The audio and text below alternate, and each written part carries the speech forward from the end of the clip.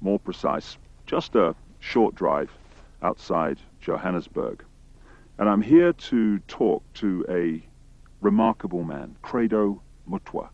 When I first came to South Africa about 18 months ago, within 2 or 3 days, I was introduced to Credo Mutwa. I'd never heard of him at the time, but from the moment I met him, I didn't stop listening and he didn't stop talking for at least 5 hours. And within the first few minutes, I realized I wasn't just in the presence here of a man of great knowledge, and he's certainly that. I was in the presence of a genius, a unique human being. And Credo Mutwa is without doubt the most incredible man it has been my honor to meet. Credo is what some people around the world call a shaman, and some deeply, deeply ignorant people call a witch doctor. And to give him his official title, he's a Sanusi in the Zulu nation.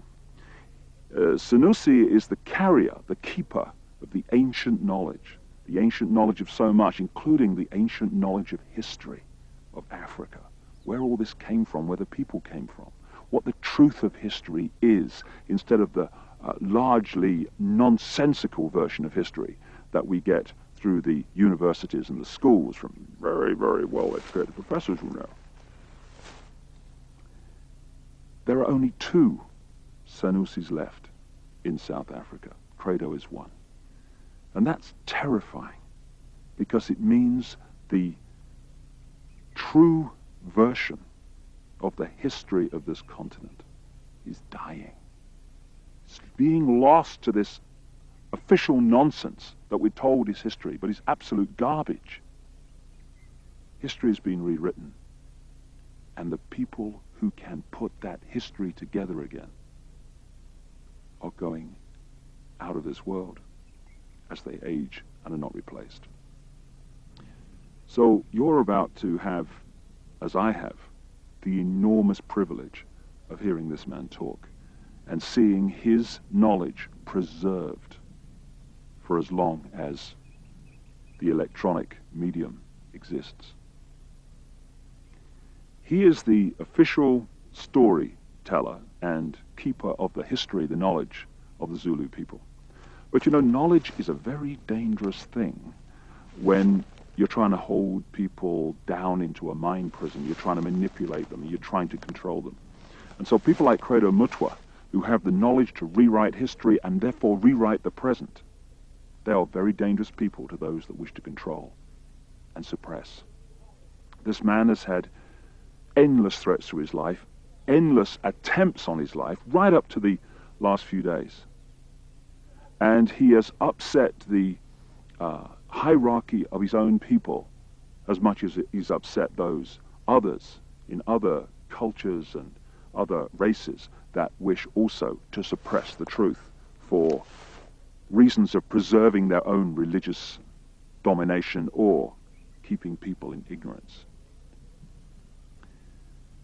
And so I've come here to talk to Credo at length about many things. And this is a series of unique videos with a unique man. And what we're going to start out with is to concentrate on a bizarre story. An off-the-wall story, you would think, but one which he is confirming at every turn from his own background, his own unique knowledge of this continent. Over the last few years, as I've been trying to uncover how the world's controlled by a few people, which it is, and who those people are, it has emerged from my research that, bizarre as it may seem, a reptilian race from another world, interbred with humanity in the far ancient world, creating hybrid crossbreed bloodlines. You see references to these in the Old Testament and into endless of the ancient texts. In the Old Testament, it talks about the sons of God, which in the original is sons of the gods, plural, interbreeding with the daughters of men to create the hybrid race, the Nephilim. These gods were the literal gods of the ancient people, and they used to sacrifice people literally to the gods. And these crossbreed bloodlines, as ancient accounts tell around the world, were put into the positions of ruling royal power in the ancient world. And then, as is happening today, when you do the genealogy of the ruling families and the ruling positions of power in the world, be they the 42 presidents of the United States up to Bill Clinton, be they the British royal family, be the aristocracy of Europe, any of these key ruling elites, the top of the banking system, the top of the global business system, you hit the family lines which go back to these same ruling lines of the ancient world, royal lines, that the ancient accounts say were the crossbreeds between humanity and these reptilian gods. In other words, a reptilian extraterrestrial race has been controlling planet Earth for thousands of years to this day and putting its genetic compatible bloodlines into the positions of power as presidents, prime ministers, banking leaders, business leaders, etc. And this explains so many things, where we get the divine right of kings from, the divine right to rule because of the bloodline, the genetics. Why these ruling families of the aristocracy and the royal families have always incessantly interbred with each other, just as the Eastern establishment families of the United States do, that produce so many presidents and banking leaders and administrators of government in the United States. And astonishingly, bizarre as I keep saying, and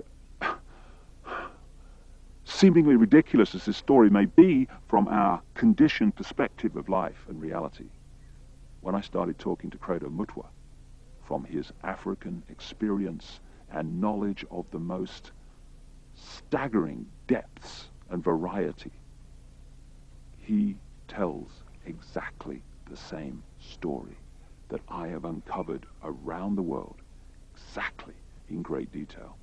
And if Africa and the world is ever going to be free, and we are, then they have to listen to this man. And they have to listen now.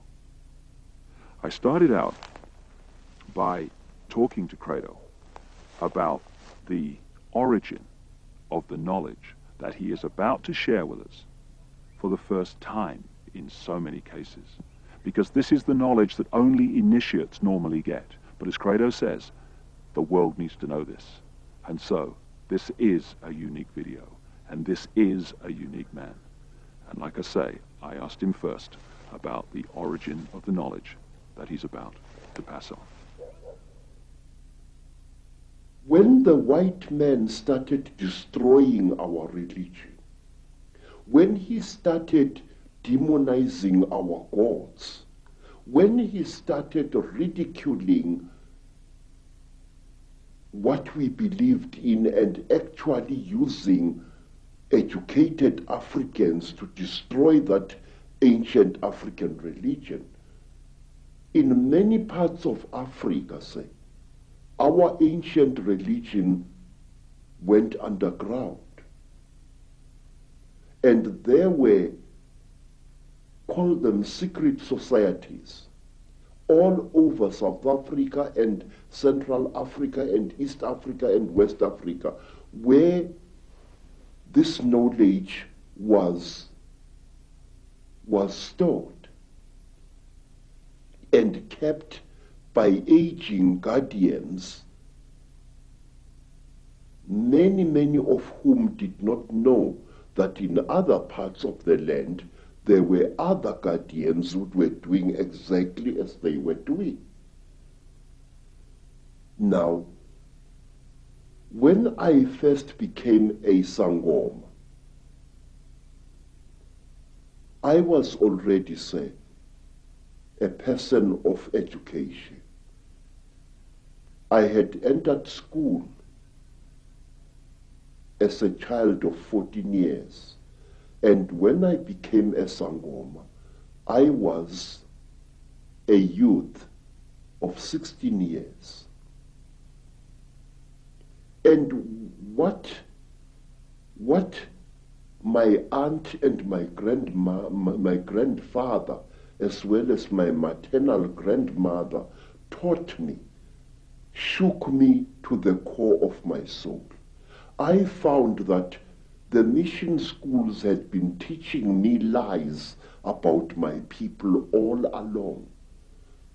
Missionaries had told us as children that the only light came to Africa with white people, that before the white men came, we black people had no idea about God. We had no belief in a life after death, and that our people were just a race of savages who used to lie around in the sun, womanize, fight, and drink beer every day. I was suddenly awakened to the fact that Africans had in fact been far greater intellectually than the missionaries were willing to give them credit for. That, like the white men, we had astrology, astronomy, we had surgery. In fact, I found that Zulu surgeons in the early years of the 19th century and the 18th century and even beyond could perform operations which white surgeons were not capable of operating. And the more I learned about my peoples, the more I wanted to learn. And when my initiation under my aunt Mina and my grandfather Zigo had ended, I wanted to know more and more and more. And sometimes I had to pay a ghastly price in order to gain this knowledge. In one place, here in the northwestern Transvaal, my teachers found that I was really uncircumcised. And they told me bluntly that if I wanted to be a member of this secret society, I had to undergo circumcision. And I did, and it was screamingly painful, I assure you, because it was done with a clasp knife, which somebody must have blunted a little bit, just to make sure that I got the message. Well, I had the same done, but I was asleep at the time, so we have that in common. And say, in some places in Southern Africa, if you wanted to learn the secrets of a certain secret society, you had to do dreadful things which I cannot repeat here. And at one time, in Barotse land, in the west of what is today Zambia,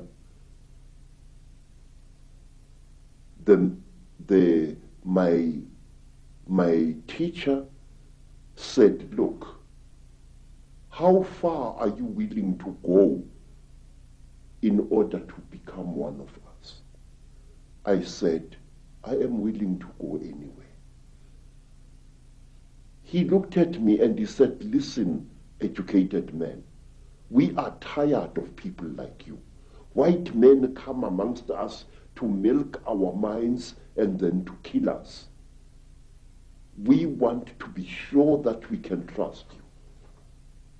And wait, sir.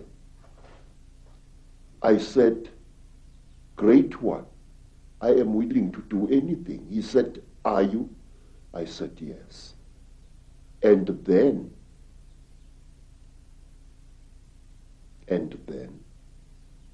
they went into a graveyard, and from there they removed the hand of a corpse, dead 2 days, and they brought it and they challenged me to cook it and eat it. I did so.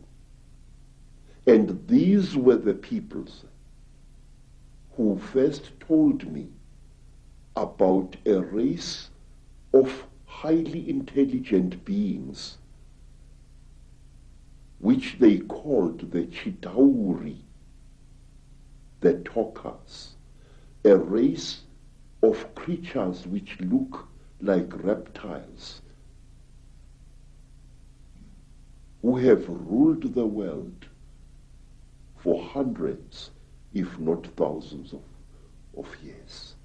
Through this dreadful act, I was able to gain knowledge which was denied to even the highest Sangomas, because they would not go through the ritual I went through. This is how secret knowledge is protected in Africa. So, and at one time, let me tell you another thing. Again in Barotse land, on the border between Angola and North Rhodesia, as it was called, I was brought into a hut. And in the hut was a young woman.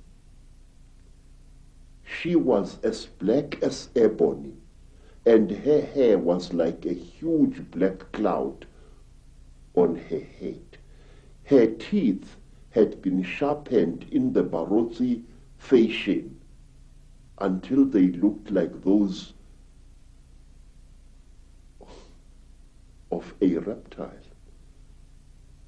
And Mutwa was very puzzled. What's this lady doing here? I'm supposed to spend several nights in this hut, so what is she? What is she doing here?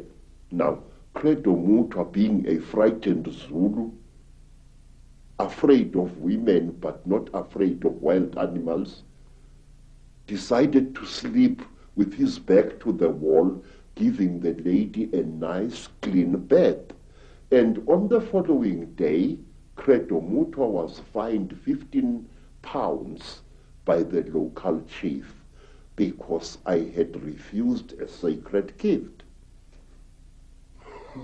I had been supposed to do something very amazing to this lady to show that I was one of the people. Bad luck. Bad luck. But why, Credo, have you chosen to reveal this knowledge now to a much, much wider audience? Mr. David, please, Africa is dying. Africa, is being murdered. And we are sitting like bloody fools. And we don't realize what's being done to our people. Sir, I have proof that can stand in any true court of law that the disease called AIDS is a man-made disease. And this disease is going to kill 3/4 of South Africa's black people within the next 10 years. Say, there are wars in Africa which make no sense to me as a black man. Please, when people fight a war, Mr. David, why do they fight? People fight in order to get rid of something that is giving them pain. Whether that something is a tribal chief or a corrupt modern government. They want to fight to remove this burden or to be destroyed by it. That is the idea behind a rebellion. But in Africa we find wars where a group of rebels challenges a government and tries to fight against it. And then these wars end in the total destruction of that particular country, where neither the rebels nor the government wins anymore. And Why?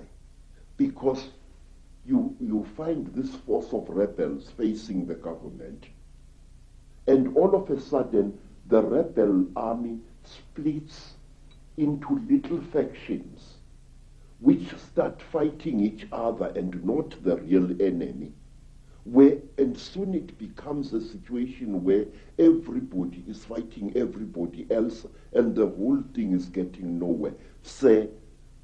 I say that these wars which are destroying Africa this way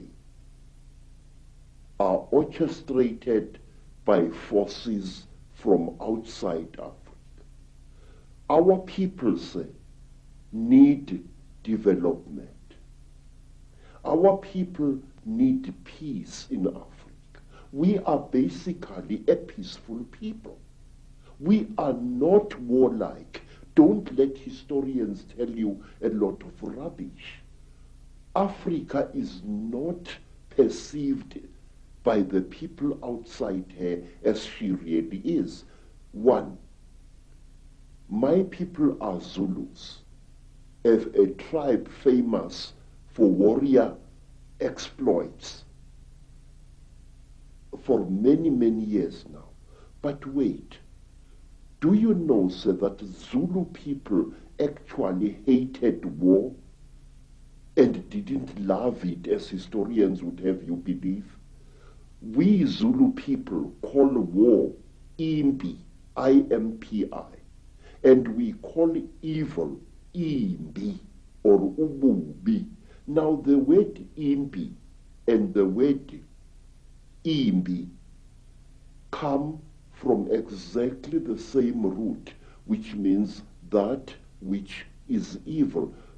We call copper itusi, which means the helper, the frightener away of evil spirits. But we call iron insimbi, which means the evil metal, the metal of war. Now, when a Zulu went to battle, he spiritually prepared himself for fighting. But when he came back from battle, a Zulu would undergo a ceremony of purification, a very, very painful ritual, which lasted for some 7 days before he was even allowed to touch his wife. But wait for this. In England, we have got the lady Sarah Churchill, Duchess of Marlborough, writing in her diary that her husband, Sir John Churchill, the Duke of Marlborough, after the terrible Battle of Blenheim, had made love to her 3 times while still wearing his top boots. Wait, sir, listen to that. Here is a man coming into his tent or whatever it was, with his boots still stinking with the blood of horses and the blood of men, and probably with human flesh still attached to the soles of those boots. Here is this man making love to his wife. What kind of attitude is that? That a man would come smelling of death and destruction to desecrate his wife in 3 torrid sessions? We never did that in Africa. We hated war, and furthermore, our people, the black people of Southern Africa, are accused of having been a male-dominated society. Absolute bloody poppycocks. Zulus were a female-dominated society. And if you want proof of that, ask yourself, who killed King Shaka? Who planned Shaka's murder? 2 women, twins, Mama and Mkabai, Shaka's aunt, who was the greatest advisor of King Shaka. His mother, Nandi, she used to plan every one of Shaka's military campaigns right down to the last detail. So, everywhere in South Africa, our word for great also means female, but that is something we shall discuss at another time.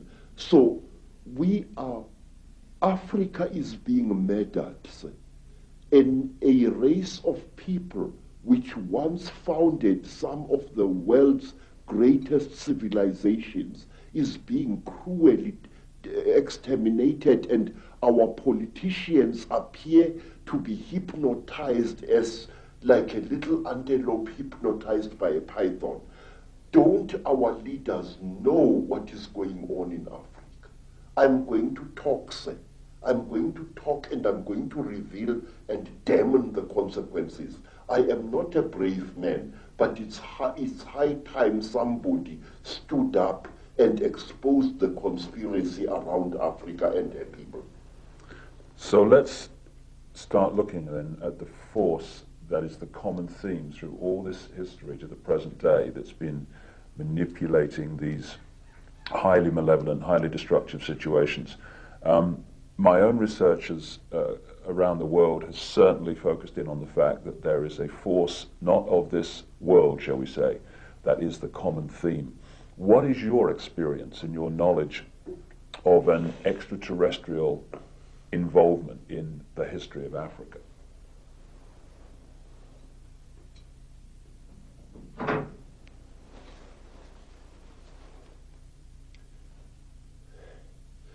One of the most secret stories that was revealed to me, sir, is about these beings. This story was revealed to me first in Barotsident, then in the country today called Rwanda, once known as Rwanda-Urundi. Then I learned about this story at that time on the foothills of Mount Kilimanjaro. This is the story, a story you find throughout Africa. There was once a time when the blue sky was invisible, when the whole world was covered with mist, when you could not see the sun as it is now, you only saw it as a splash of white light moving slowly across the sky. At that time, there was an eternal drizzle every day of the year. At that time, people could not see the stars.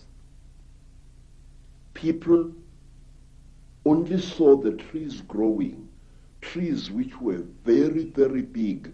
There was no desert at that time, only jungle everywhere where you went.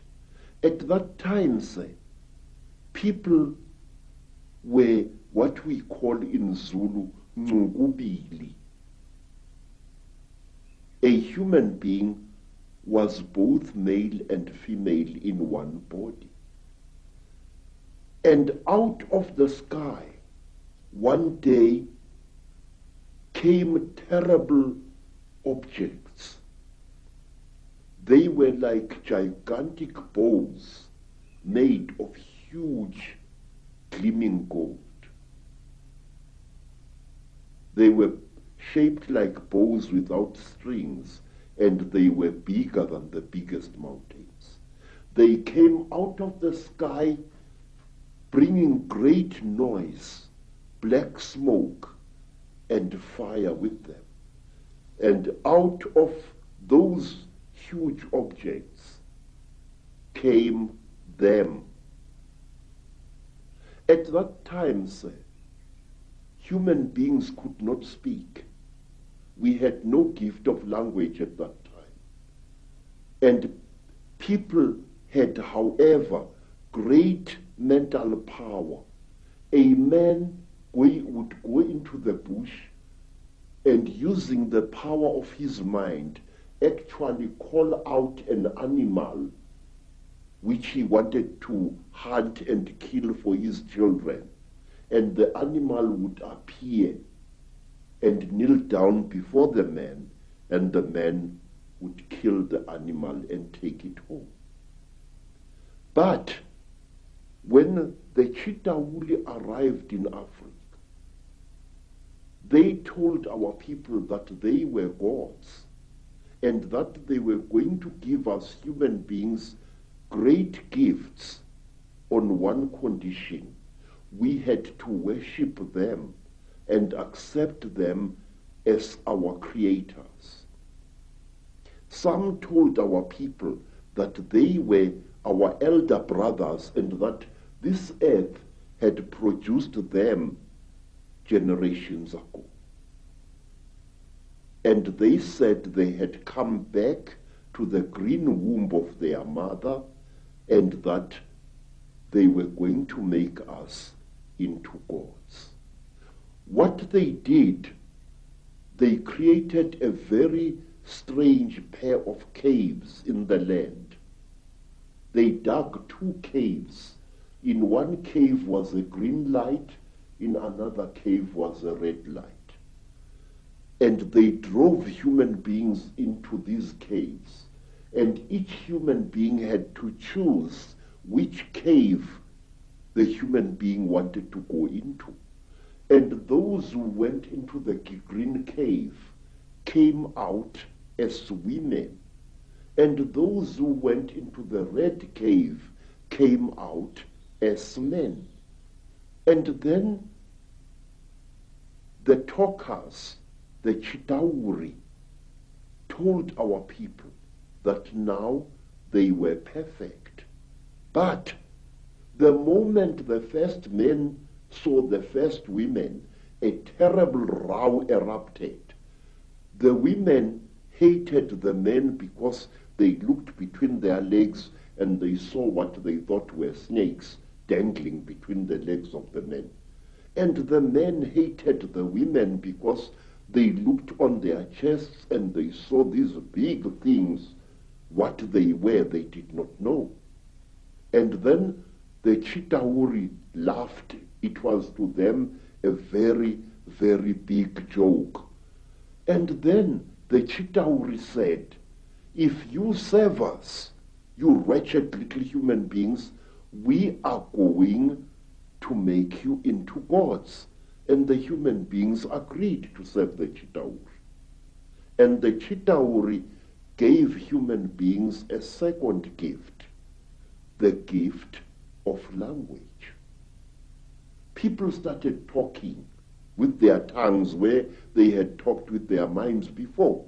And there was a big rubbish starting again, because this man did not know the language of that man.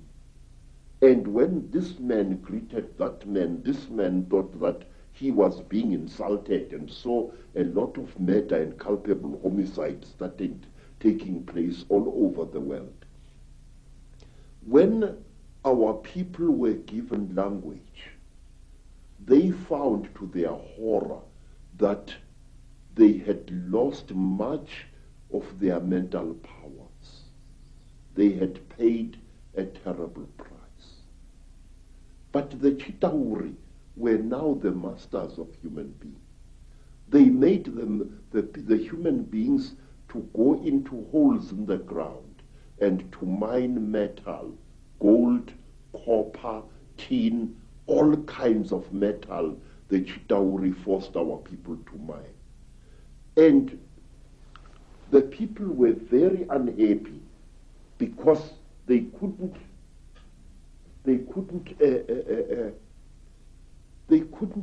cope with the new sexual differences which were there now between men and women.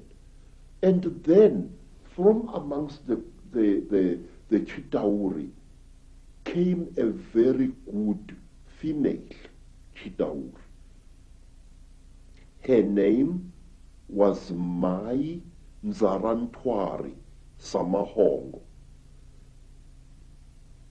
Mai Nzarantwari Samahongo was the senior wife of the terrible chief of the Chitauri, Umbaba Gorontwari Samahongo.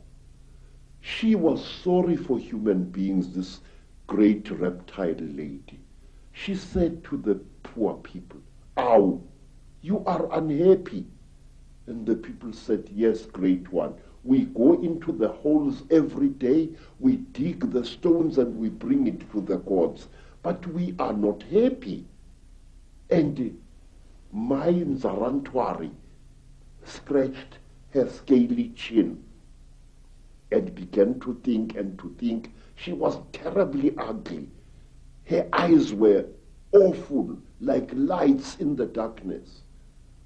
But she had mercy in her heart, and she taught the men and the women how to make love. And she said, "Look, we divided you into males and females. Now this action is going to bring you together." But it did not, because anyone who receives a gift from the Ntwari, the children of the python, is always in trouble.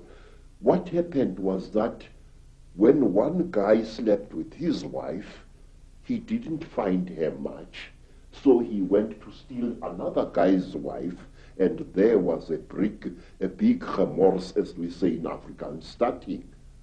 So men started stealing each other's wives and each other's girlfriends, and women started stealing each other's husbands, and there was a big nonsense in the land. And King Umbaba, the terrible lord of the Ntwari, the reptile people, said, "Look what you've done, you stupid old woman. Now these people, they are making such a noise.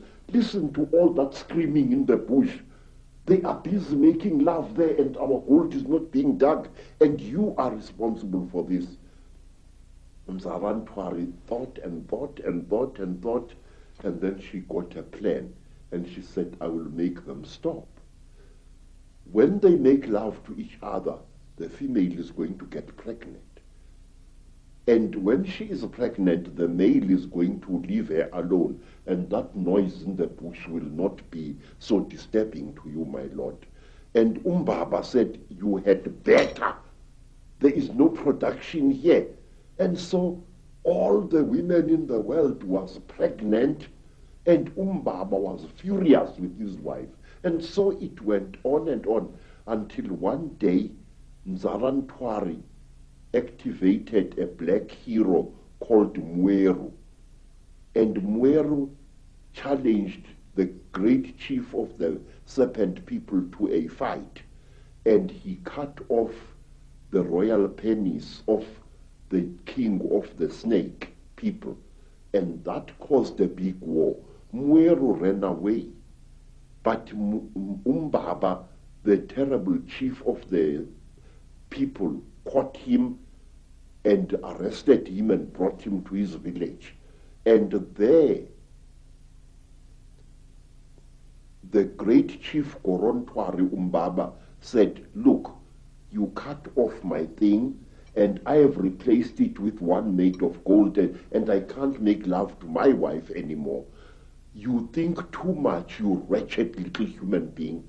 Now Umbaba had a terrible nail in one of his hands, a claw, and with this claw he drove the claw into poor Mweru's nostril, making a terrible hole into his brain, and he started drinking Mweru's brain, and then he threw away the corpse. To this day, we believe that the people, the Chitauri people, they eat human brains. And strangely enough, scientists have found skulls where the human brain has been removed and eaten by someone or something. Well, hearing you speak here, so many things come to mind. First of all, you're saying that telepathy was the key form of communication before the Chilahuli, the reptilians came. Yes, sir. And I guess it's like a muscle. When you use it, it gets more sensitive and more powerful. So the more you use your telepathy, the more powerful your mind got. And then when language came, it almost brought us into this three-dimensional world and disconnected us from that mind power that we had before. Yes, sir. And it's also interesting that the story that you talk about, the language being given, and then the different languages being given. And of course, that turns up in the Old Testament, in the Bible. It turns up in stories all over the world about the fact that we were divided by language, so we couldn't communicate. And as someone who publishes books, I know today how difficult it is to communicate through books when you've got endless different languages. So yes. It's been a brilliant form of control for a long time. Yes, sir. Even now here in South Africa, today, sir, black people prefer to speak to each other in English if they belong to different tribes. And they have even, over the many decades, black youths have even created a lingua franca of their own, which we call Tsotsi language, which is a mixture of African words and Afrikaans words. They do this in order to bridge the incredible language gap which exists between black people in South Africa. Let me show you an amusing thing, how different languages are. The language of the Xhosa people of the Eastern Cape is very similar to Zulu, but certain important words in the Zulu language, good words, are viewed as obscenities by the Xhosa people. For example, in the language of the Zulus, an ancestral spirit is called Idlozi. But if you use that word to a Xhosa, he says you are using a dirty word, because to them, Idlozi means sexual desire. And in the language of the Zulus, mili meal, maize meal, is known as impuphu. But in the language of the Bapedis, maize meal is called bupi, and if a Zulu uses the word impuphu in front of a Bapedi woman, she feels that he has insulted her, because in the Bapedi language, impuphu means a woman's sexual organ. And in the language of the Mashonas, in the language of the Zulus, a mother is called mama. If I say my mother, I say mama wami.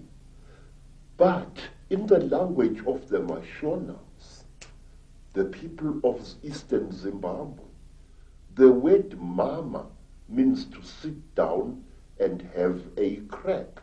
So one day when I said to my Mashona hosts, ngikhumbule umama, which in Zulu is, I remember my mother, I'm missing my mother, the Mashona gentleman immediately took me and directed me to his pit latrine at the back of his house. Because in the Mashona way, mother is mai, not mom.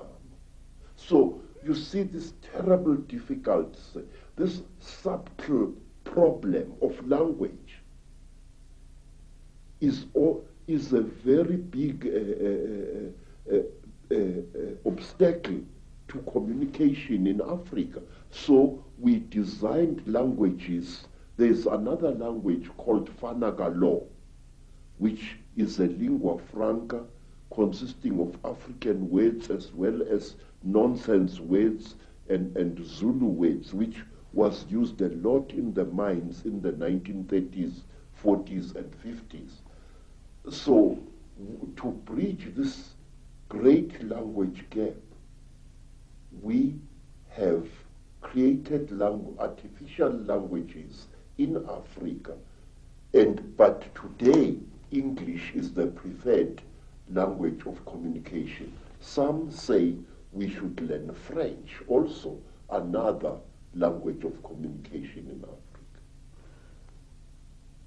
Some of the problems of language can be funny, but it is the same situation, the divide and rule, that is actually, in other expressions, created this tremendous turmoil in Africa and other places in the world.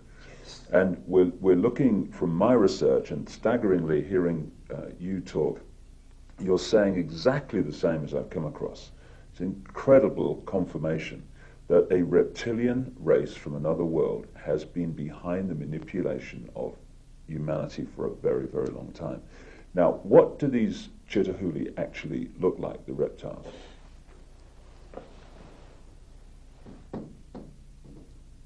I'm not a good artist, sir. You're better than me, that's for sure. But this is how we believe the Chitahuli look like. They were created in this. You see, sir, you white people say that there are alien beings on this earth. No, you are wrong.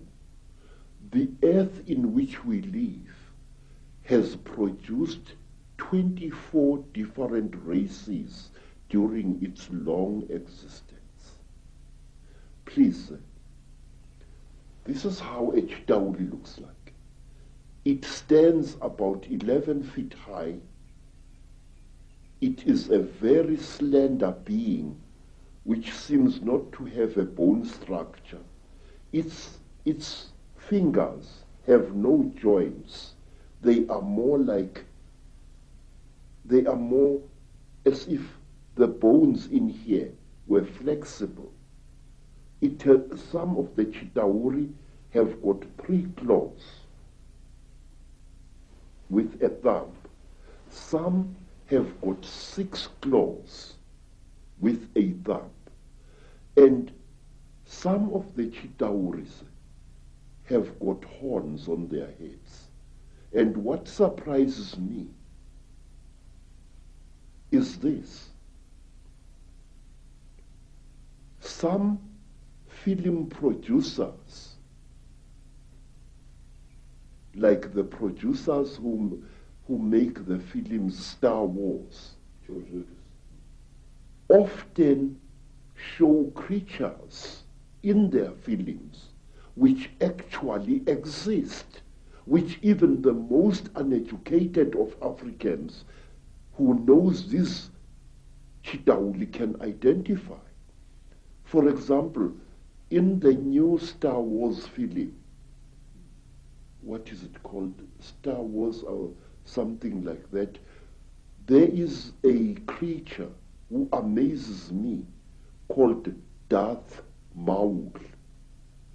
Darth Maul is a red and black being with a ring of small horns right round his head. That is exactly what the Chitahuli look like. Some have got ordinary heads without any horns on their heads. These are the lesser Chitahuli. But the royal Chitahuli have got a ring of sharp horns all around their heads. And the very high Chitahuli, like their king, Mubaba Samahongo, they have got very long horns which grow this way.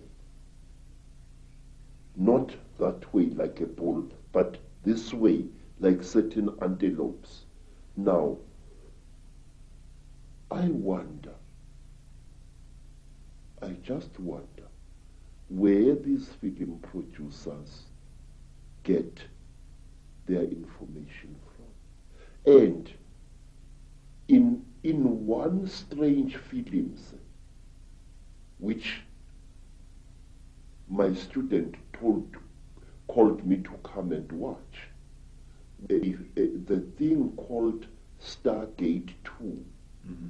And in that films, there was a creature, a very slimy, cream-colored creature with heavy wrinkles on its face.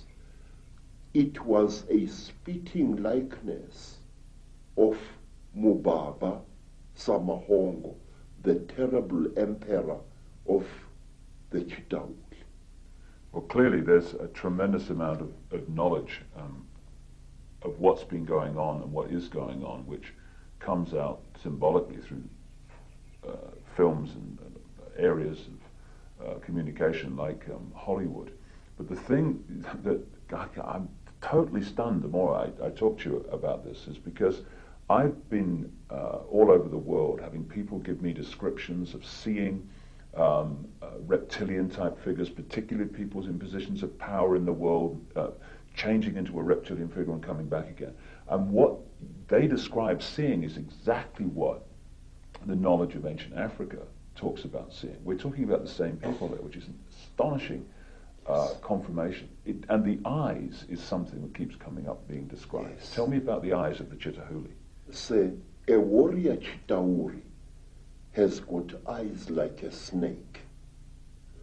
These eyes are yellowish with split pupils and they glow in darkness. So if a Chitauri, a warrior Chitauri, one of the lesser classes, is hiding in a cave, you can see its eyes burning. But a royal Chitauri has got 3 eyes. It's got the yellow eyes, which glow in a strange, almost ice-like way, like jewels, like certain types of yellow jewel. And then they have got an eye in the center of their foreheads, an eye which doesn't close up down like a normal eye does, but which closes from side to side and which opens this way. Now this eye of the Chitauri is the eye that kills, because it can knock a man down just by the fire, the glare that comes out of it. Is this where the constant recurring theme of the evil eye comes from? Yes, sir. Yes, sir. In fact, Mubaba, the emperor of the Chitauri, who is said to be still alive today, Mubaba has got a central eye. His other 2 eyes were stitched shut by a jealous wife. But his killing eye, the Samahongo, the terrible red eye, opens. He can even open it like this. Mr. David, I would like to share a little thing with you. It is this: the best way to protect an evil thing is to deny its existence. And if you talk about things such as the Chitauri, if you talk about things such as the Mandinda, there are many people who say to you, rubbish, this thing does not exist. Now, in this way, this great evil is protected by being denied. One day in my long travels through the world, I was in New York, in that place called Harlem, and I saw a graffiti on a wall along a passage, and the graffiti was, "There is no such a thing as the mafia, and we will kill any asshole who says that there is." In this, again and again, in America, people deny the existence of the mafia, and by denying it, actually protect it wittingly or unwittingly. There are those who deny that a national and international conspiracy exists. They deny it ferociously. But by denying it, they are actually assisting it and actually protecting it. We must stop denying the existence of these things. We must stop saying that there are no Chitauri, that there are no aliens, that there are no Illuminati. There are. I could tell you for hours. For example, do you know what we Zulu people call a person? A very, very clever person, a very, very wise person, a person who has received light from God. We call him Umkhanyiselwa, in other words, the illuminated one. Khanyisa means to light up something, and Umkhanyiselwa is somebody who has been lighted up by the gods. So you say Illuminati, I say Umkhanyiselwa. It's the same thing. And my research very clearly, and again, you're right, there's tremendous denial of this is the fact. Even among conspiracy researchers, there's tremendous denial that the Chitahuli, the reptilians, and the Illuminati are actually the same thing. Exactly, sir.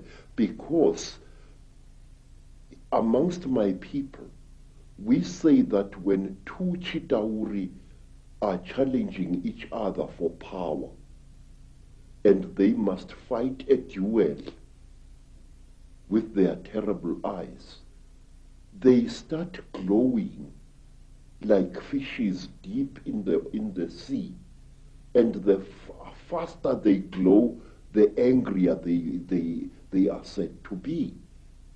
Now that is why there are certain parts of Africa where people are advised not to walk at night, because that is where the Chitauri often fight.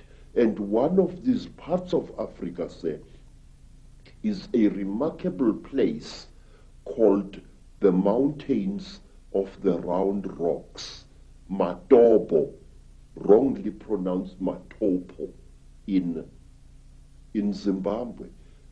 These hills are really not remarkable in themselves.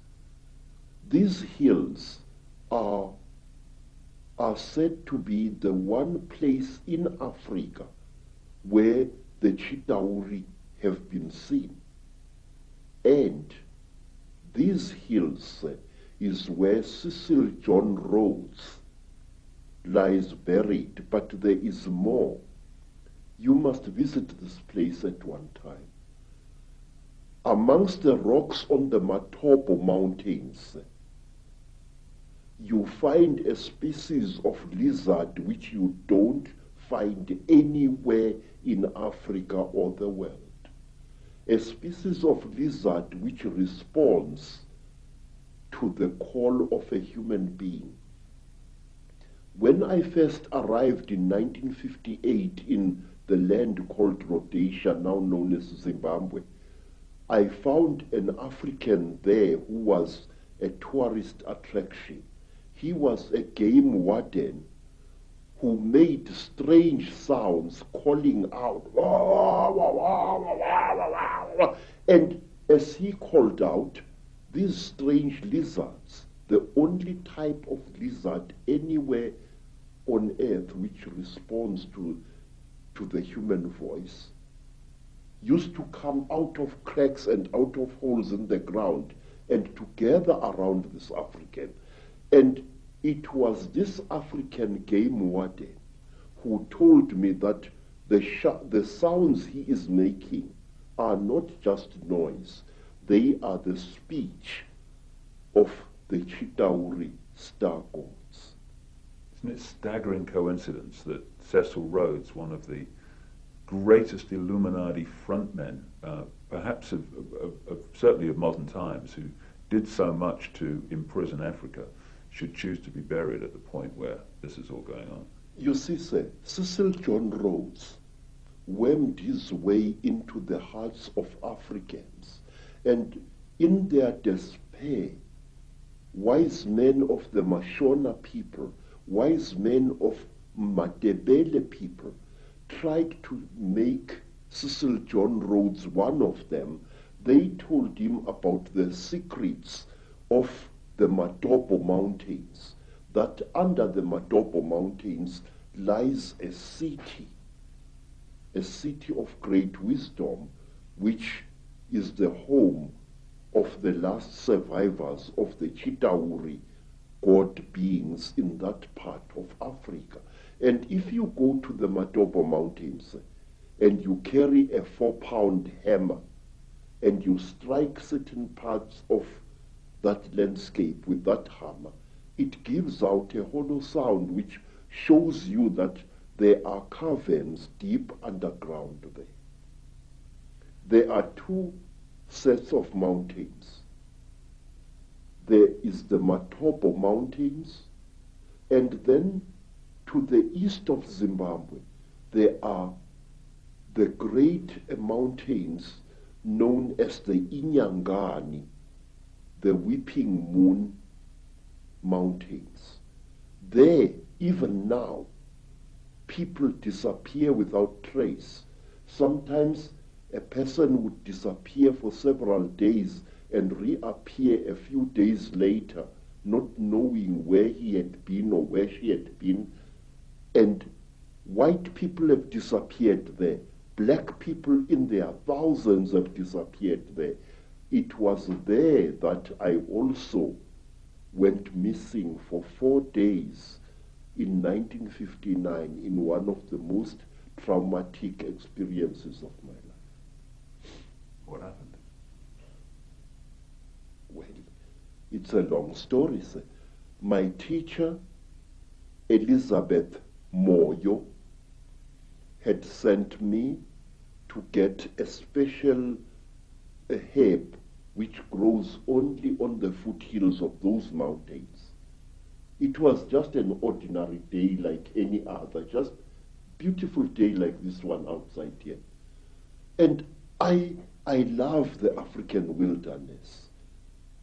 I'm at home in the bush, especially in the days when I was still in good health. I love the animals. I love their smell, and I love the smell of the vegetation. And I was looking for this herb when all of a sudden a bright blue mist fell all around me. It took me some time to react to this strange thing. It was a hot day, and all of a sudden the temperature around me dropped. It was as if I was on the slope of a very cold mountain, but it was a warm day. And then the next moment, I was in what appeared to be a metal-lined tunnel, a caving tunnel, and I was lying on what looked like a workbench, a very large workbench of some kind. You know, an iron table which an engineer or somebody working with metal would use for welding and cutting metal upon. But this workbench was very brightly polished.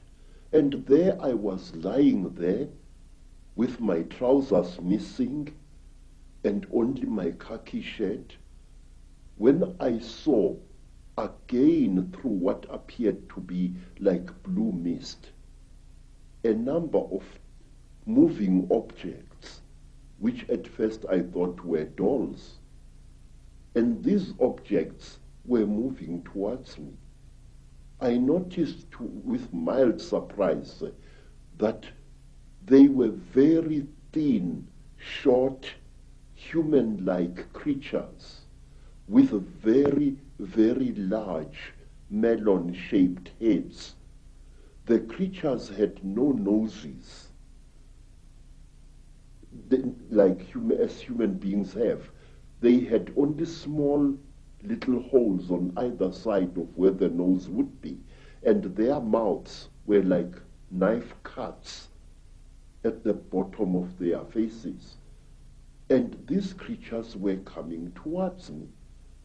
In color, they were gray like certain types of fish, and they wore silvery gray garments which reached up to their necks and up to their wrists. I couldn't see whether they were wearing boots or not at that time. And while I was looking at these creatures, I suddenly was aware that something was above me, standing there, and I looked up straight into the face of one of them, a much taller one than the others. And this creature was wearing a garment like a tight-fitting overall without any buttons or anything, which reached up to its neck, but its wrists were bare. I noticed that the creatures had very long fingers. Its fingers had and each of its fingers had an extra joint, and it ended in a claw, a black claw like that of a chicken or a certain kind of bird, and that its thumb was not here, but here in the middle of the hand. And this thing was standing above my head and looking down at me, and I was looking at its eyes, which were very strange indeed. It was as if it was wearing plastic goggles over its eyes. I could see its eyes inside these tinted goggles, and it had holes on either side here, but it had no nose as I have. Its jaws were very small, and its mouth was a slit with tiny little scale-like things where its lips should be.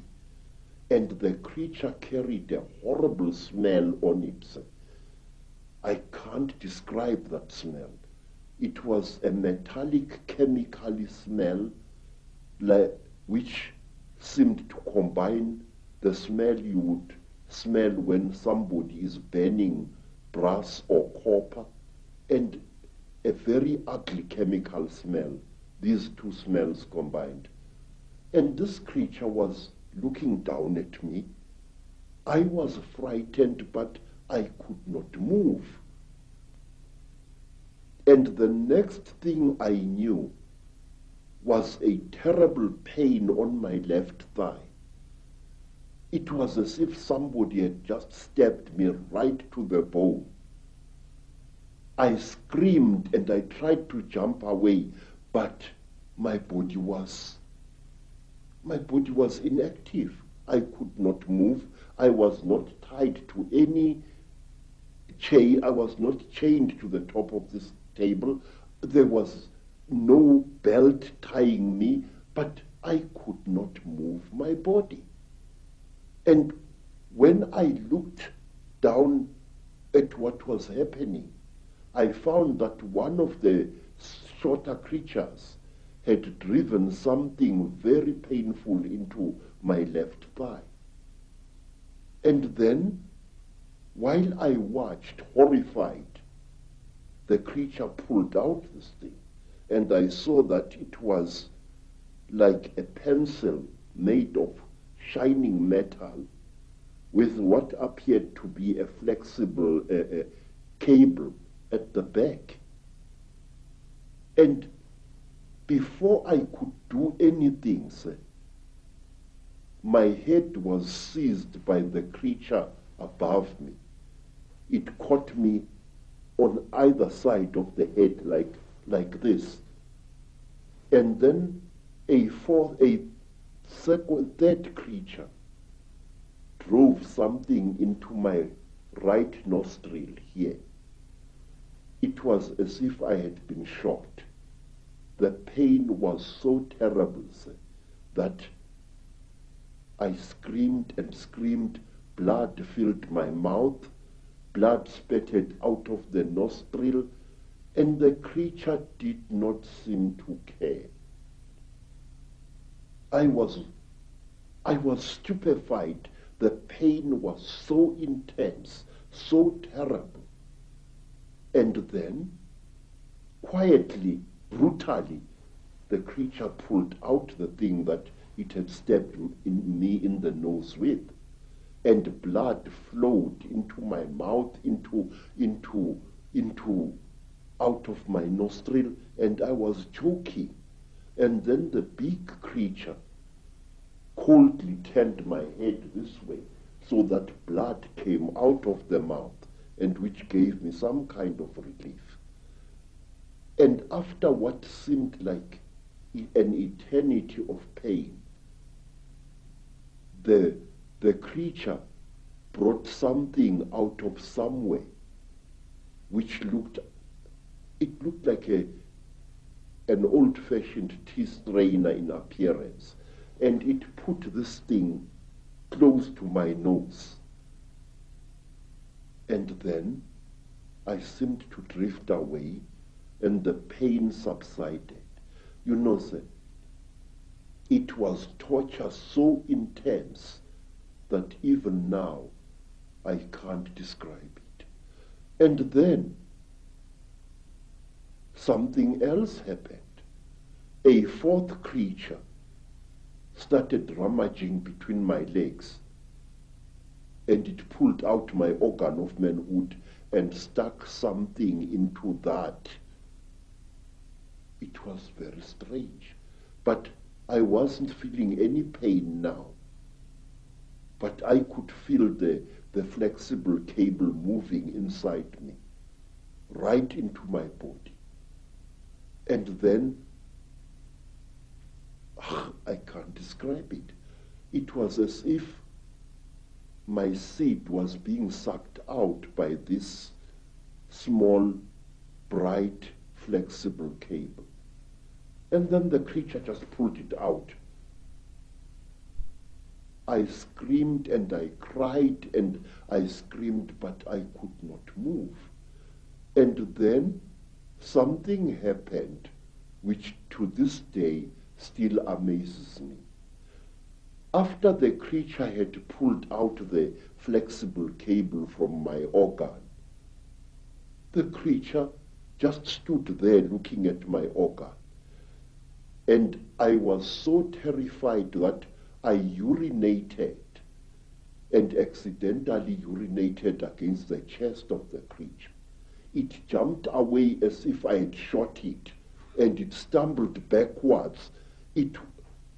But its face didn't show any expression. Its mouth didn't even open, but the way the creature reacted, trembling all over, it was as if I had really hurt it, but it was wearing this kind of garment. And after that, I was left alone, except for the big creature which stood to my right side this time, with its arms folded, looking down at me. And then, while I was looking at this creature, trying to appeal to it, no pain anymore, no pain, please, I was pleading. Pictures suddenly flooded my mind, pictures of buildings sunk in a red lake of water, buildings rotting away, buildings that appeared as if they had been bombed, and cities sunk in terrible mud, trees sticking out like rotten ghosts, trees without leaves, without branches, sticking out of the mud as if they had been poisoned. I saw visions of this. And then, through an entrance which I had not seen before, came a strange and terrible being, sir. It was exactly like this. It was tall, made entirely of metal, with burning eyes and a snout. It didn't do anything. It just moved and came to stand at my left side. It didn't touch me or anything like that. It just stood there, making a strange humming sound. Wow, wow, wow, wow, wow, wow, like that. And then, sir, from behind this metal creature, there appeared another creature. It was so radically different from the grey creatures in that it looked exactly like an earthly human being. It had a pink skin like that of a white woman. It had golden hair, and its ears were definitely pointed like those of an animal. Its eyes were slightly slanting. They were pale, pale blue, and never once did they blink. It was like this, nude, and there was a tail-like appendage at its back, which was very visible as it walked away after it had done to me what it did. What this thing did, it climbed over me and made love to me. And I noticed that unlike normal women, its breasts were set too high in its chest, and they were very, very hard in appearance. And that here, the pubic hair as well as the hair in the armpits was a fiery red, as if it had been dyed. And this thing didn't even blink. Its eyes were just like this, looking at you as if there was no liquid in the eyes, just an unblinking, terrible stare. And it was a small creature, about the size of a 16-year-old girl, but it was very, very heavy as it sat on top of me. And there was no emotion in that whole nonsense. There was no, I just... And then the creatures took me out of that room after the metal creature and this pink creature had gone. This creature took me out of that room, assisted by another one, and they pushed me along a corridor which curved slowly in that direction, towards my right. And there I was shown many things which even today I don't understand. I was shown little versions of this creature swimming in huge cylinders made out of what looked like glass, in a pinkish liquid, like ugly little frogs inside the liquid. They looked like aborted human fetuses. They were very, very terrible and disgusting. And then we came to another room, and there I saw a number of people undergoing the same torture that I had undergone.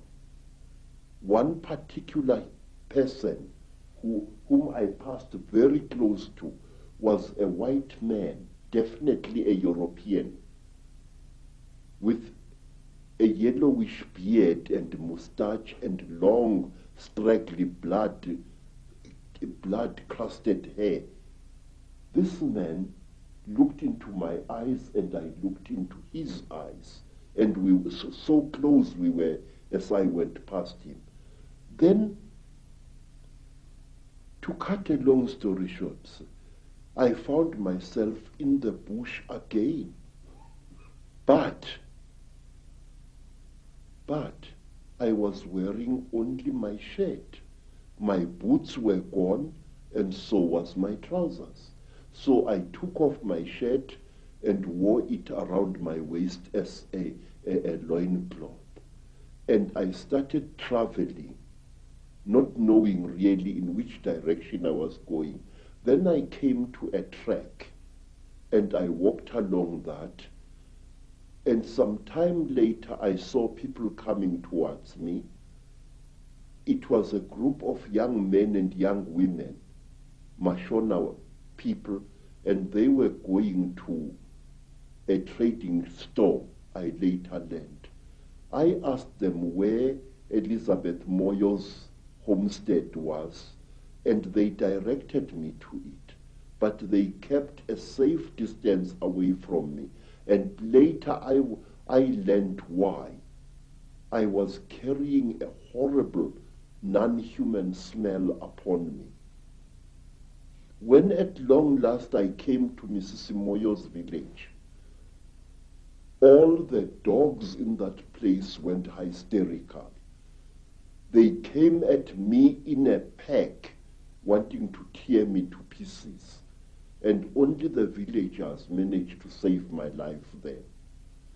Mrs. Moyo asked me where I had been, and I said I did not know.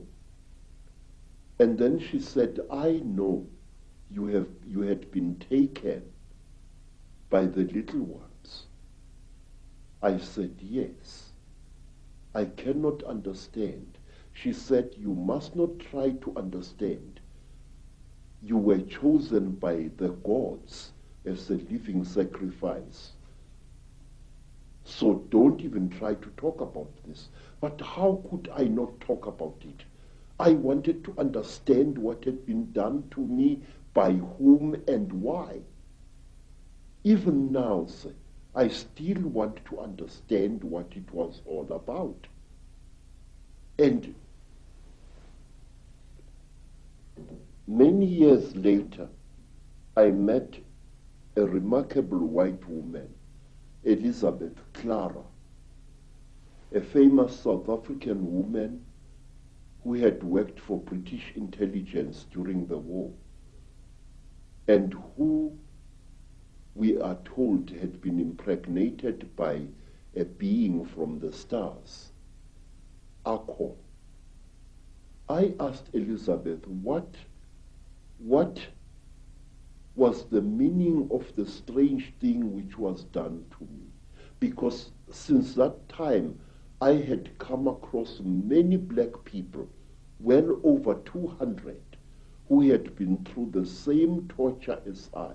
I had come across many black as well as Cape-colored women who had been mysteriously impregnated by the same creatures that I had gone through the hands of.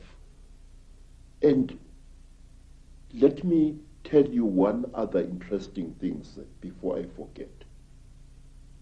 About a year after I had underwent this terrible experience, I was walking along Jeppe Street in Johannesburg delivering parcels when a white man shouted at me to stop. I stopped.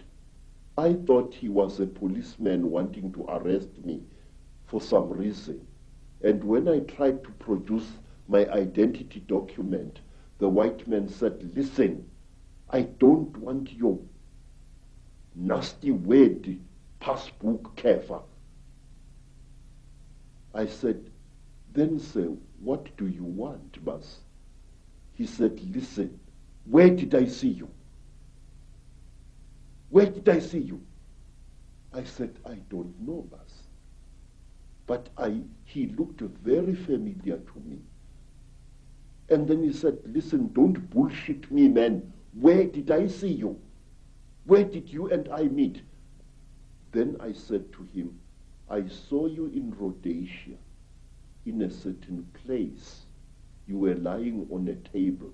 If I had hit that white man with a fist, he would not have reacted the way he did. He went pale, almost dirty gray in appearance, and he turned away with a terrible, dirty word, and he walked away. His eyes were filled not with anger, sir, but with pure, naked terror. Astonishing story. Yes, sir. But there is more, sir. There is more, because I still want to know what was done to me. Sir, one day you and I must talk more in greater depth than now. I would like to tell you that since that time, I have found that I know things that a man of my standard of education shouldn't know. These hands, and those who know me can confirm this, these hands not only have made these sculptures using ancient African metal casting secrets.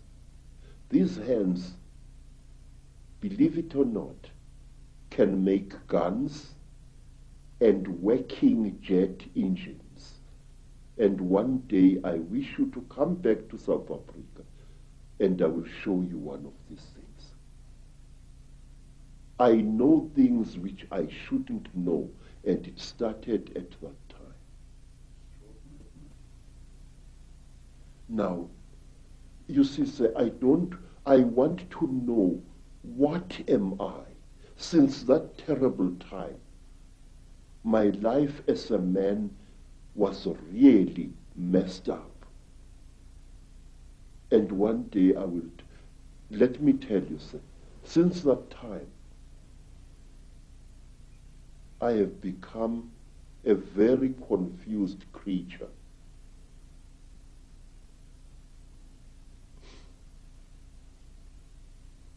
It's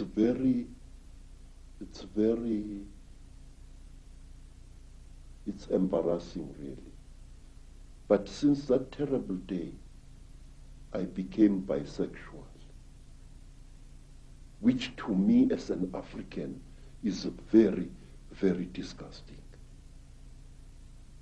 Since that time, my mind doesn't seem to be my own. I think about things that a man like me shouldn't bother himself about. I worry about people. It's sickening. I have ruined my life because of worrying about people. I feel that I want to take every human being on this earth by the shoulders, shake them roughly and say, listen, Pastor, there is more to this earth than you think. Say, I have seen the Chitauli. I have smelt them.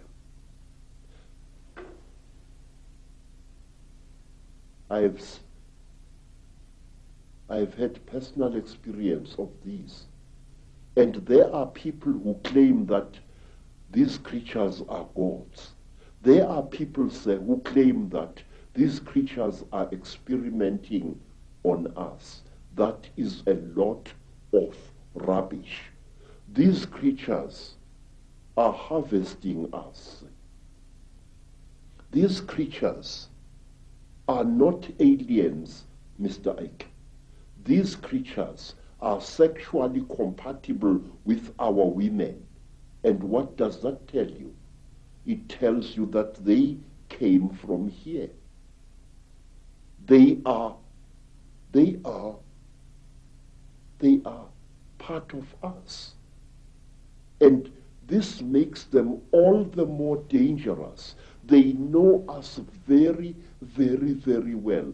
They know the great weaknesses of our minds, just as they know the great strengths of our minds. They operate in what I call the gray area of human existence, that side of our lives which we don't want to acknowledge the existence of. They create, African tradition says that the Chitauli, where they engaged God himself in a terrible war, and God defeated them, the real God, Nkulunkulu, the creator. God defeated them, and he closed their mouths so that they are unable to talk or to eat food anymore. But we are told, say, that the Chitauli fatten on the energy that we human beings give them. They make us to fight each other. And when the whole land is drowning in death and fear and terror, when hundreds and hundreds of people are angry and afraid, the Chitauli get fat because they eat that what we call the dark power, which is brought about when human beings destroy the planet on which they live. They feed off human emotion. Yes, very, very intense human emotion. We are told, for example, that if you see a Chitauri walking through the bush or just standing there and looking at you, and you are accompanied by your wife or your girlfriend, you must immediately make love to that girlfriend and release as much emotion as possible, and the Chitauri will be pleased and will walk away from you and not harm you. And another thing, say, we are told that the Chitauri eat energy which is generated when hundreds of human minds or one human mind starts thinking at certain levels. We are told that the Chitauri want us to think at certain levels. Certain wavelengths. Yes, sir. And they reward us with long life. May I ask you, sir, have you ever thought, as a thinking person, why is it that in the great universities of this world you find professors who think at certain levels and who live unnaturally long lives? Albert Einstein, Raymond Dart, Robert Broom, all these professors live a long, long time.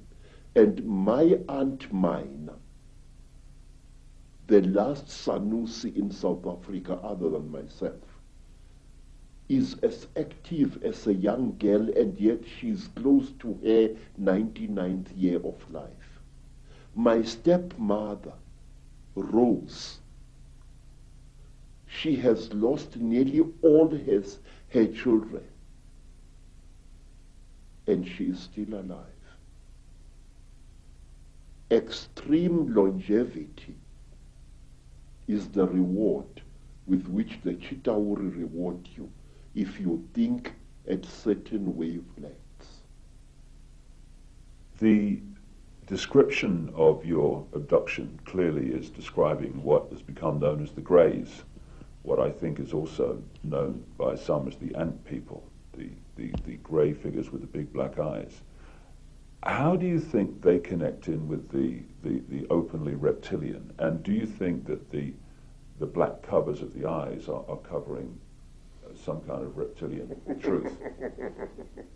Say, the so-called grey aliens are actually the lackeys and the servants of the Chitauri.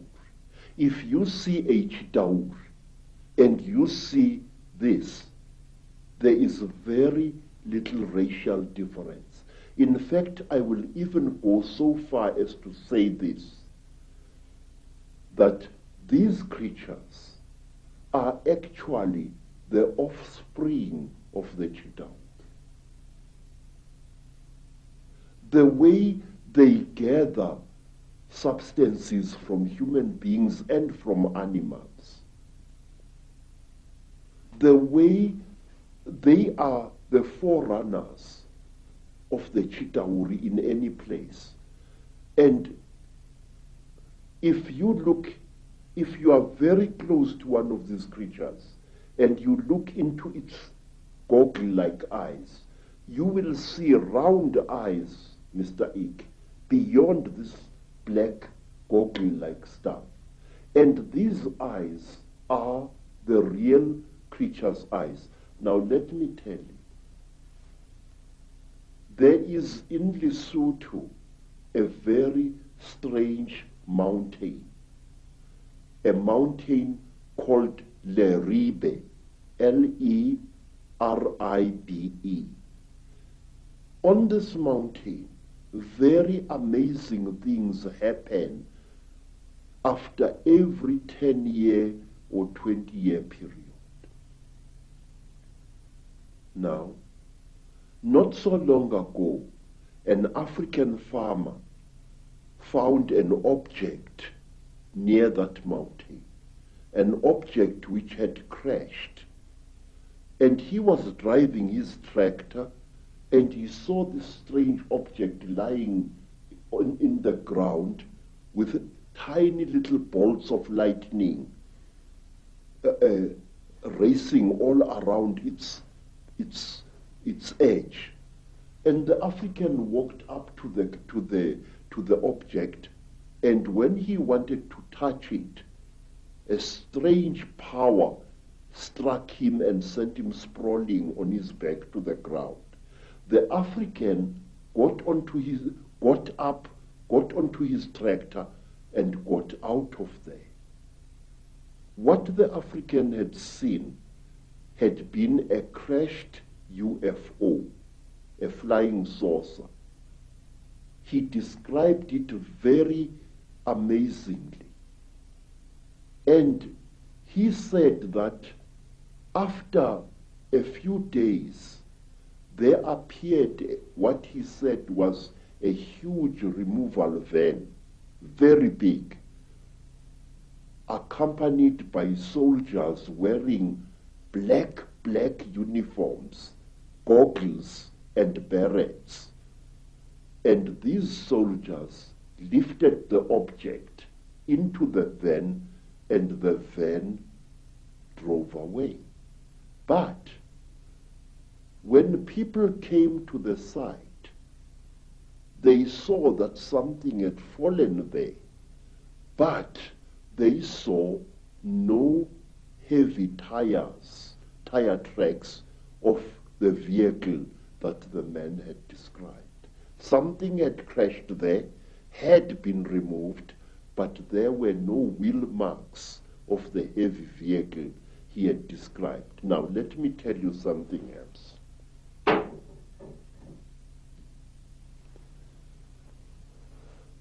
It was in 1958. In fact, I think that the incident I'm going to describe to you, sir, is somehow connected to what happened to me in 1959. I'm sure of it. A friend of mine in Lesotho called me. He said that he had something very important and that we had to share this. He said, please, I must come to Lesotho. I must come. And I went there. And then I found that he had dug a hole at the back of his heart. And he asked me that he and I and his second wife should go into this hole on the night to come, and there to share something very, very holy. Well, we went down the hole. We used a broken ladder, and there inside the hole, we ate small pieces of something. He told me to chew these things very thoroughly, as they were quite hard. I still had teeth in my face at that time. And I chewed and I chewed and I chewed and I chewed. But I noticed that what I was chewing was some kind of dry substance, and that it had the same taste that you would feel in your mouth if you sucked a copper penny. It had that coppery taste, like as if you were sucking an old copper coin.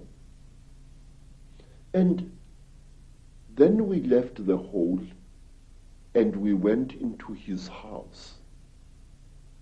And on the following day, we all became terribly ill, very, very ill. Our skins erupted into a rash. It was very, very painful. It was very, very itchy. We bathed with urine trying to take the itching away, but it failed. We bathed with sheep dip, and it failed. And in the end, I could no longer breathe at all. My tongue appeared to swell many times its size. And then I got so sick I could barely open my eyelids. The skin was itching like mad, and I could barely breathe. And as the days went by, it was about a week, but it seemed like 100 years, slowly the rash subsided.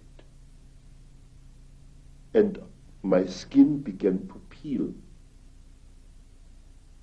as did my friend's skin and the skin of his wife. We were very, very, very sick. And when I could speak, I asked him, what was the thing that you gave me to eat? This is the thing that has made us so sick. Why did you do this, my friend?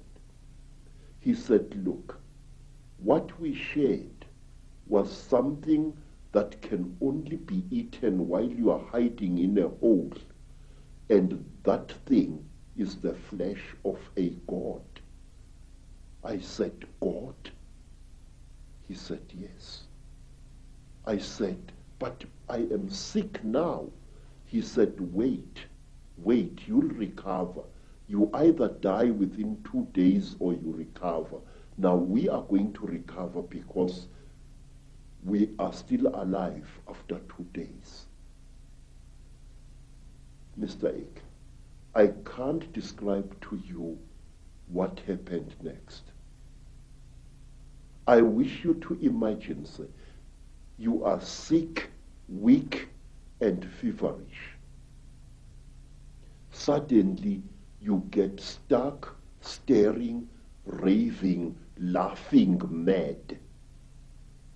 We started laughing. Ha ha ha ha ha ha. It was utterly incredible. What had made us what had caused the laughter we did not know, but we laughed for hours, all three of us.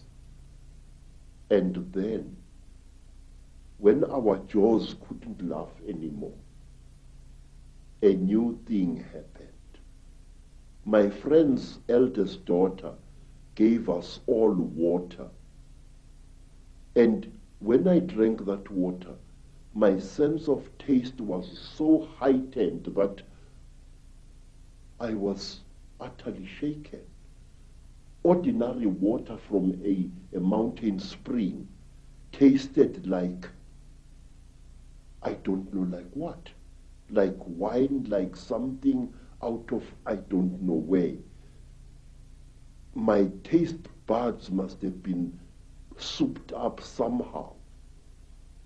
And then another feeling, which I cannot describe, fell over all of us. It was a feeling as if we were one with the entire universe. When I looked at a tree outside my friend's homestead, it was as if that tree was a multicolored living rainbow. When I looked at the mountain far away, my sense of sight was so intense that I could see colors beyond colors. I can't give you any other description. And then say, afterwards, I was very weak, but with a monstrous appetite. And then I left my friend's homestead and returned to South Africa. Every step of the way, I seemed like a person reborn. It was a feeling that no words can describe. And when I asked my friend by letter afterwards, what was this God flesh? He said it had been the flesh of a puana. What we call grave. Yes, sir. People who say that these things don't exist had better think again. They are tangible, they are smellable, and furthermore, they are edible if you are willing to take the risk. In Africa, we have an ancient custom whose existence many people deny today, that anything that claims to be a god should be eaten.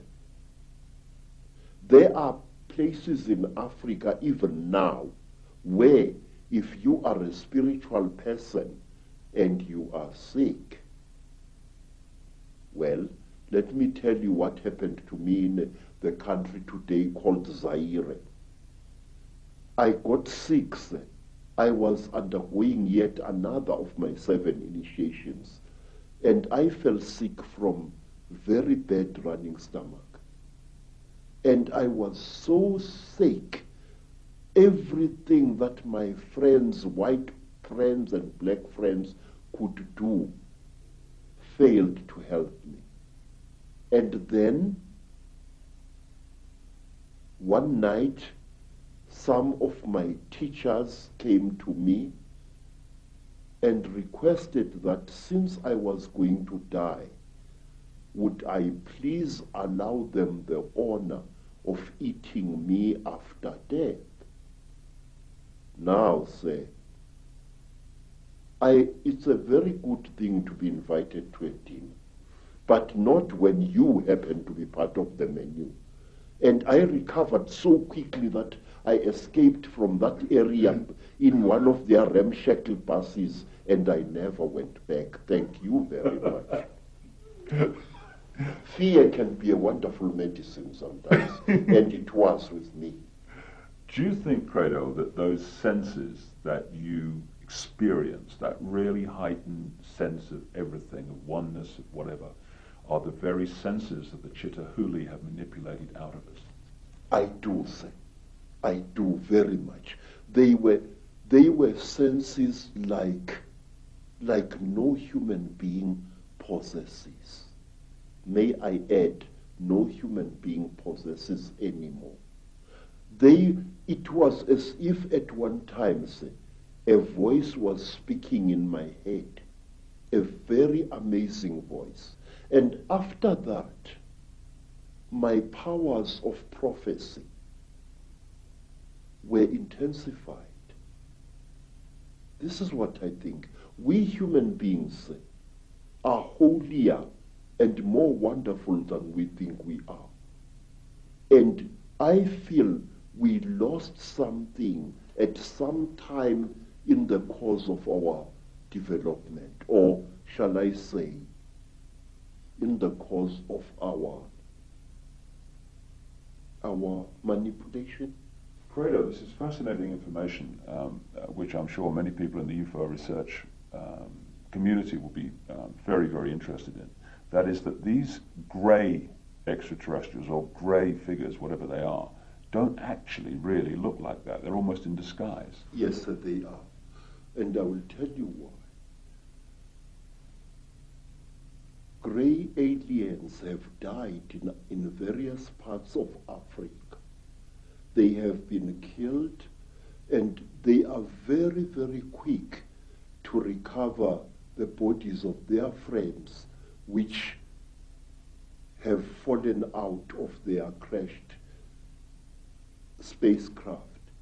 But sometimes African sangomas steal these bodies before they can be recovered.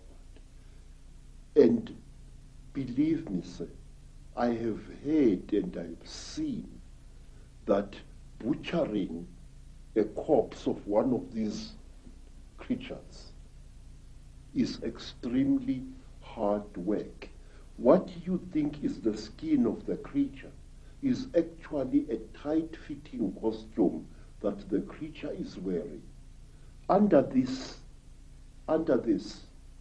grey costume, the creature, say, is pinkish white, like a freshly skinned animal, and its eyes are round with split pupils. These are goggles which the creature is wearing. Now, how do I know that? In order to dismember a creature like this, incidentally we call them mantindane in Zulu, which means the tormentors, the torturers. In order to dismember a creature like this, you need a brand new axe from the trading store, a heavy axe sharpened to a razor's edge in order to cut through the creature's skin. The creature's skin, say, is not adhering to the flesh. You know, my skin is clinging to my flesh, yes, but the creature, there is a gap between the creature's flesh and its supposed skin. This is a material and not a skin. So the creature is actually wearing two garments. It's wearing a completely skin-tight garment which covers its entire body, and it is wearing an overall along these lines. Very often there are no gloves, and here, to cut up a mantindane, you need very, very sharp iron, and you have got to be a strong person even to reach its flesh. But once you have cut through the cover, the close-fitting covering, you can just open the whole thing and see the dead creature's flesh underneath it. Is it reptilian? Yes, sir. It is. I will tell you how the creature looks like without its grey skin. It is like certain types of tropical fish. It's like the belly of that type of fish that is fried in South Africa to make fish and chips. That grey fish, that long grey fish. The texture of its real skin is like that, but the blood vessels are very close to the surface. In fact, not so long ago, Mr. Ike, right here in South Africa, several hundred school children, some black, some colored, were terrorized by a creature they called Pinky Pinky, a creature which looked as if it had been skinned alive. That was a Mandindan without its skin or costume. It's interesting when you're talking about the black eyes of these greys being a cover for something, and then you have the stories of the men in black who seem to interact not very positively, to say the least, with people involved in UFO and UFO investigation and stuff. And these men in black have these black goggle-like sunglasses, which are almost a mirror of the same. Exactly, sir.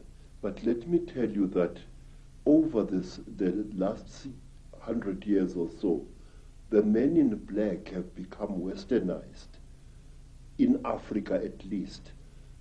In old Africa, if you killed a Mandindan, one of these, you were visited by terrible beings who wore long black robes made of animal skin and deep hoods over their heads.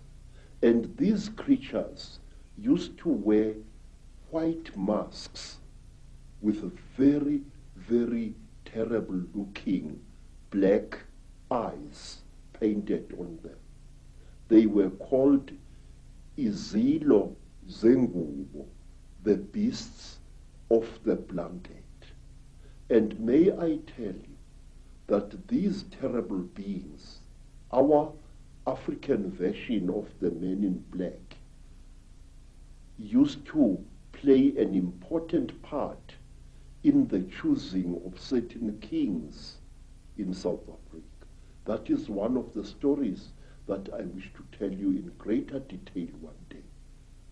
Whenever you have harmed a Mandindan, you received a visit from men in black. And one of my uncles was a night watchman just after the Second World War.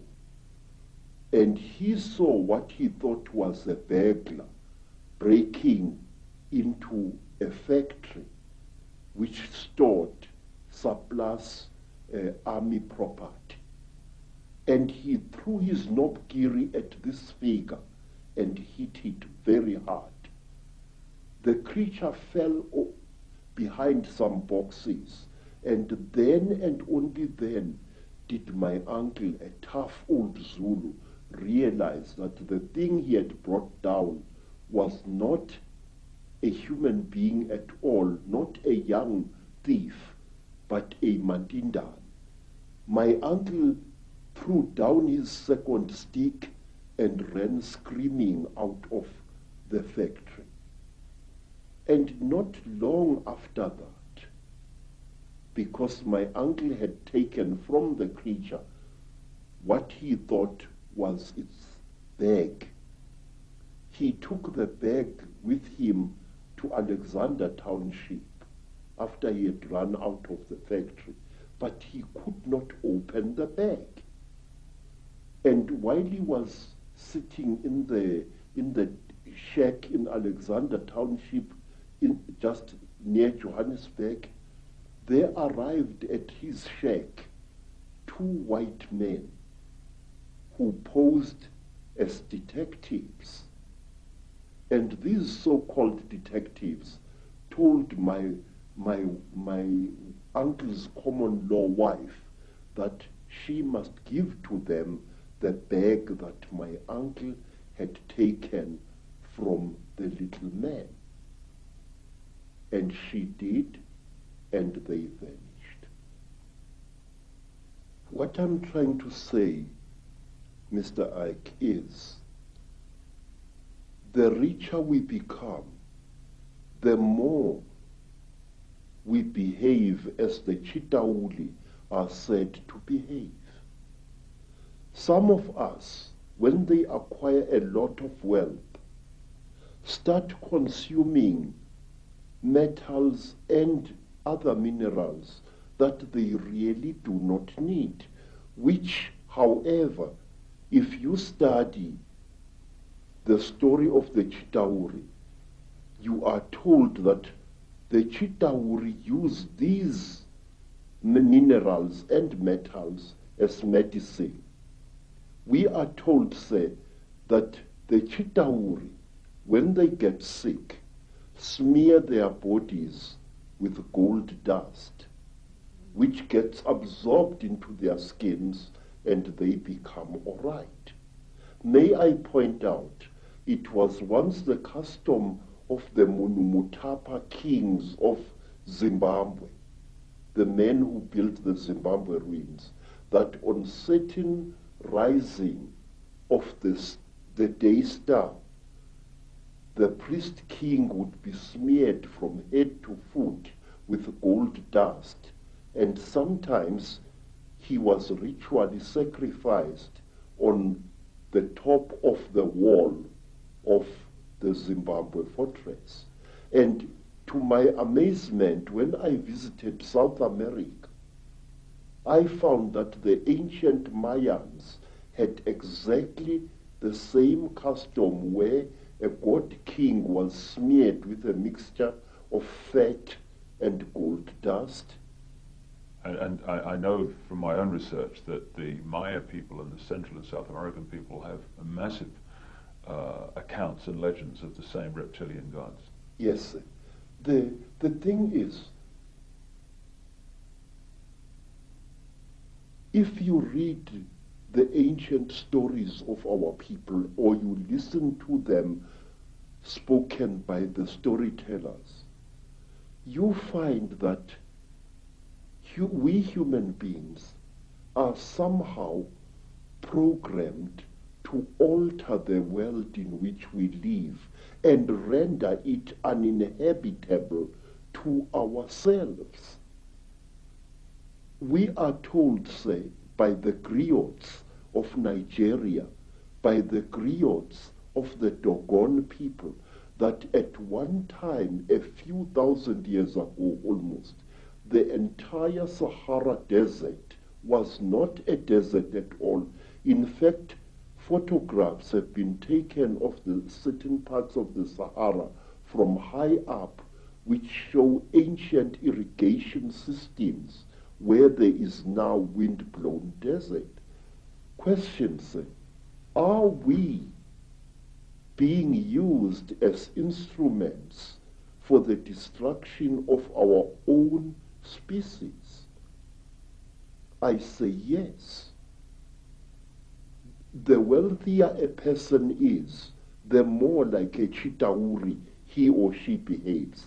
Some wealthy people even go to the extent of throwing away their old spouses and acquiring new ones, exactly as King Mahongo of the Chitauri does. He kills and eats all his wives when they can no longer make love to him properly, and he acquires new ones. He killed and ate 36 of his wives over a long reign, and only one wife was cunning enough to keep out of his clutches. You see millionaires divorcing their wives and acquiring new wives. And the Chitauri, unlike traditional Africans, believe that a female is inferior to the male. And so do the wealthy people who are great, they tend to look down, to abuse them.